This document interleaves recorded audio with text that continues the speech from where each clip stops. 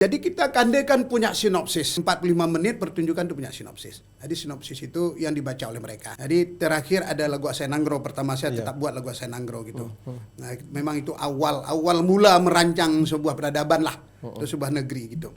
Akhirnya ditutup dengan lagu Dikiratif. Ada tujuan monumental daripada kehidupan orang Aceh sebagai Muslim bahwa kita harus rindu, kita harus ditutup dengan kalimat la ilaha illallah. Dikiratif gadoh ingat dunia akhirat ada merilek karena di dunia kan di akhirat kebid ladat watamudike la ilaha illallah Muhammadur Rasulullah.